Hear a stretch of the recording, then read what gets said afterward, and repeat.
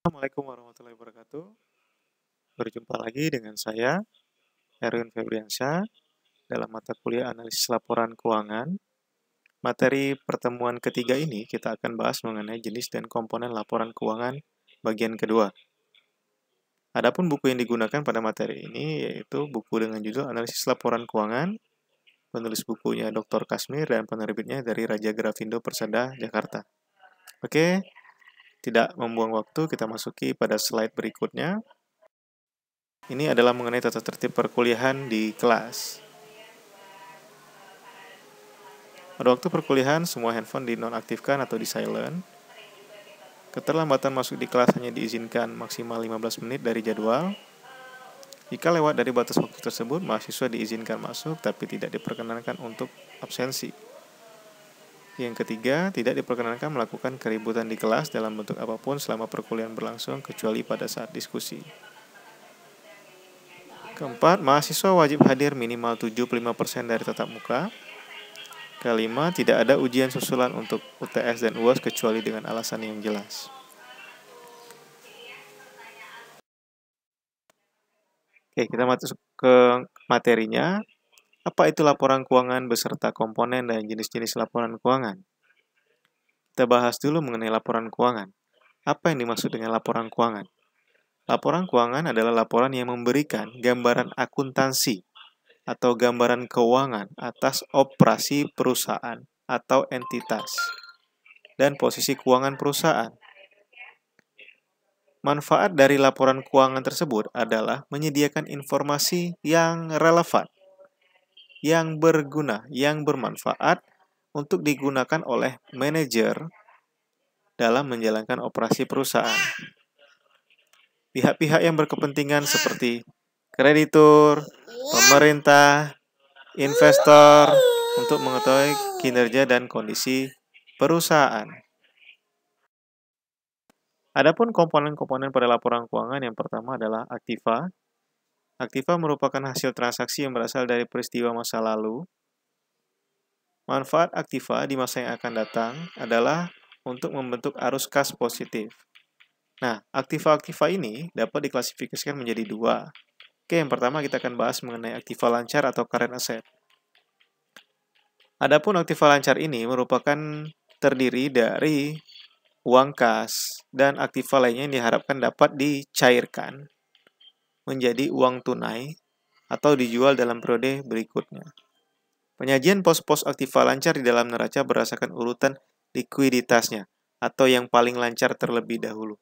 Biasanya disajikan yang paling atas itu adalah kas, kemudian piutang, serta komponen-komponen lainnya yang termasuk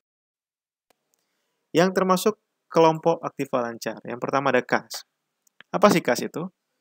Kas itu adalah sesuatu yang dapat digunakan untuk membiayai operasi suatu perusahaan. Contohnya apa? Yang pertama adalah uang tunai. Kemudian selain uang tunai apa lagi? Cek yang diterima oleh investor. Jadi cek juga termasuk kas, benar. Karena cek juga dapat segera diuangkan. Kemudian yang ketiga, dari investor, oleh investor, pelanggan, simpanan perusahaan di bank dalam bentuk giro dan deposito. Jadi, jika perusahaan tadi memiliki rekening di bank dalam bentuk giro dan deposito, jadi itu juga bisa dikategorikan sebagai kas. Kemudian ada investasi jangka pendek. Nah, investasi jangka pendek ini apa? Investasi yang bersifat jangka pendek ini adalah investasi-investasi yang dimaksudkan atau ditujukan untuk diambil manfaatnya pada masa yang pendek. Contohnya, yaitu adalah pertama deposito bank. Nah, deposito itu punya beragam tempo ya. Ada 1, 3, 6, dan 12 bulan. Apakah semuanya jangka pendek? Ya, semuanya masuk kategori jangka pendek. Kemudian apalagi ada surat-surat berharga yang sudah diperjualbelikan. Contohnya misalnya bisa juga di sini yaitu saham. Saham yang tujuannya adalah jangka pendek kurang dari 1 tahun. Kemudian yang berikutnya ada piutang perdagangan atau account receivable. Nah, apa itu account receivable atau piutang dagang? Itu tagihan kepada pihak lain yang belum dibayar, baik dari penjualan barang dagang secara kredit atau dari hal-hal lain seperti uang muka untuk pembelian atau DP atau down payment itu ya bisa disebut kita. Kemudian ada kontrak kerja lainnya Artinya kita sudah ada kontrak kerjanya, cuman uangnya belum ada. Itu bisa jadinya piutang dagang ya. Karena piutang dari penjualan aktiva tetap secara kredit. Nah, kemudian yang keempat ada persediaan. Persediaan atau dalam bahasa disebut kadang-kadang juga disebut inventory, nah itu sama ya. Persediaan ini yaitu aset perusahaan yang berupa barang yang memiliki nilai ekonomis, punya nilai ekonomi dan dapat dijual oleh perusahaan. Contohnya, persediaan di perusahaan manufaktur yang dimaksud adalah persediaan bahan mentah, barang dalam proses, dan barang jadi. Nah, contohnya kalau persediaan ini pada perusahaan misalnya perusahaan alat tulis.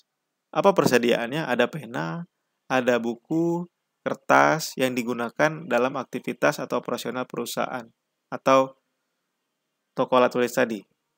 Nah, aktiva lancar lainnya. Aktiva lancar lainnya misalnya apa? Yang pertama ada contohnya sewa dibayar di muka, asuransi dibayar di muka, itu juga aktiva ya. Aktiva lancar lainnya dikategorikan. Ada aktiva tidak lancar atau non-current asset. Apa ini? Aktiva tidak lancar merupakan aktiva yang mempunyai umur kegunaan itu lebih dari 1 tahun. Sehingga kita kategorikan sebagai termasuk investasi jangka panjang. Contohnya apa? Contohnya adalah aktiva tetap berwujud. Nah, aktiva tetap berwujud ini seperti bangunan, inventaris, kendaraan, perlengkapan. Nah, kemudian ada juga yang disebut dengan aktiva tetap yang tidak berwujud, yang merupakan kekayaan perusahaan yang secara fisik tidak nampak atau tidak kelihatan, tetapi merupakan suatu hak yang mempunyai nilai dan dimiliki oleh perusahaan untuk kegiatannya. Apa itu? Seperti pertama, hak cipta, merek dagang, dan goodwill. Nah, kemudian yang kedua, ini komponennya adalah utang. Utang adalah semua kewajiban keuangan yang belum dipenuhi kepada pihak lain. Jadi sebenarnya utang ini nggak jauh dari kehidupan kita sehari-hari ya. Kita sering dengar utang. Jadi utang itu apa? Berarti kewajiban keuangan yang belum dipenuhi kepada pihak lain atau si pemberi utangnya. Nah, hutang ini dibagi menjadi 2 kategori, yaitu hutang lancar atau hutang jangka pendek dan hutang jangka panjang. Terus apa sih bedanya?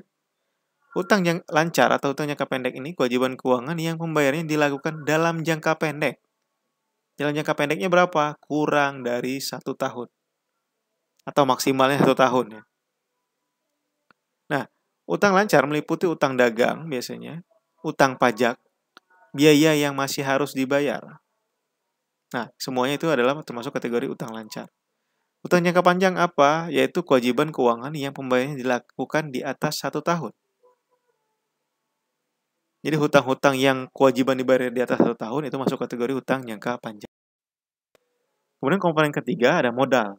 Nah, modal atau harta bersih ini adalah hak yang dimiliki oleh pengelola setelah semua kewajibannya selesai dibayar. Harta bersih sering disebut juga sebagai harta pemiliknya. Hubungan antara harta, utang, dan modal dapat dirumuskan sebagai berikut. Persamaannya adalah kalau biasa di akuntansi itu aktiva sama dengan pasiva. Atau kalau di kaitannya harta, utang, dan modal nih, harta itu semuanya sama dengan seluruh utang plus seluruh modal atau harta bersihnya. Jadi yang dikategorikan sebagai harta itu adalah utangnya dan modalnya. Oke, sampai di sini paham ya? Jadi harta itu seluruh utang ditambah seluruh modal atau harta bersihnya. Kemudian yang keempat, komponen pendapatan. Pendapatan ini dapat bersumber dari arus kas masuk, pembayaran utang atas penjualan barang, dan jasa yang diberikan ke pelanggan. Nah, pendapatan juga dapat berasal dari aktivitas lain atau hasil lain-lain di luar hasil usaha operasi bisnis perusahaan. Contoh, paling gampangnya pendapatan. Pendapatan ini adalah misalnya dia perusahaan dagang. Perusahaan dagangnya misalnya saya contohkan tadi alat tulis ya, toko alat tulis. Pendapatannya dari mana toko alat tulis ini? Dari penjualan persediaan barang dagang. Contoh, pada kemarin terjadi transaksi penjualan pena sebanyak 10. Nah, Dari penjualan panelnya sebanyak 10 ini, pembayarannya secara tunai senilai Rp100.000. Artinya berapa pendapatan yang diterima? Yaitu Rp100.000. Kemudian ada beban, komponen beban yang kelima ini. Beban merupakan arus kas keluar yang disebabkan karena adanya pembelian barang atau jasa, pembayaran gaji karyawan, biaya operasional, administrasi, dan biaya-biaya lainnya. Jadi kalau kita punya perusahaan, kita mesti bayar gaji karyawan kan? Bayar gaji karyawan, pembelian barang, biaya operasional. Biaya operasional misalnya kita ada biaya listrik yang digunakan, administrasi, dan lainnya. Itu termasuk beban-beban ya. Kemudian ada jenis-jenis laporan keuangan. Nah, pada jenis-jenis laporan keuangan ini, yang pertama kita akan bahas mengenai neraca atau balance sheets, atau sekarang disebutnya dengan laporan posisi keuangan. Nah, pada neraca ini, ada laporan keuangan yang menggambarkan kondisi finansial perusahaan pada suatu waktu tertentu atau periode tertentu. Biasanya umumnya adalah 1 tahun atau 12 bulan. Tapi bisa juga menyesuaikan sesuai dengan keperluan perusahaan tersebut. Mau dibuat laporan neracanya per berapa lama periodenya. Sebuah balance sheet dapat memberikan gambaran mengenai apa saja. Yang pertama, aktiva perusahaan, kewajiban perusahaan, dan ekuitas perusahaan. Tujuan pembuatan neraca ini untuk menunjukkan posisi keuangan perusahaan pada periode tersebut. Nah, biasanya kapan dibuatnya? Itu pada akhir tahun. Tapi ini tidak wajib pada akhir tahun ya. Menyesuaikan juga dengan kebutuhan dari pembuat laporan keuangan, kapan yang dibutuhkan, atau per periodenya kapan. Laporan posisi keuangan ini disebut juga sebagai neraca, karena antara sisi aktiva dan sisi pasifanya terdiri kewajiban plus ekuitas yang masing-masing harus dalam posisi seimbang atau balance.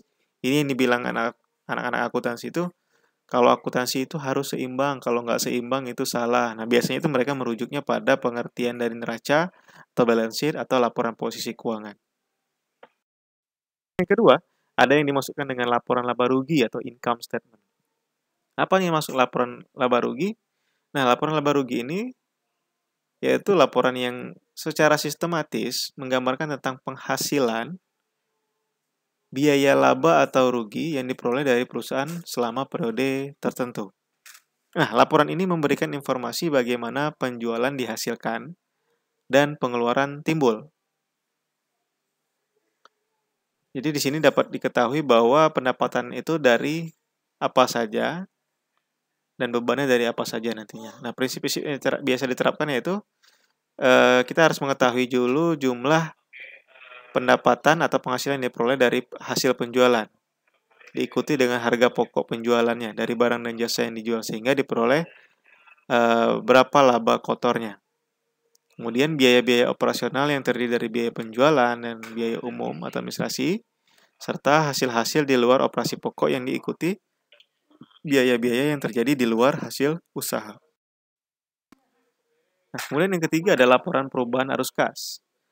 Apa yang dimaksudkan dengan perubahan arus kas? Laporan perubahan arus kas ini biasanya ada tiga ya. Ada tiga.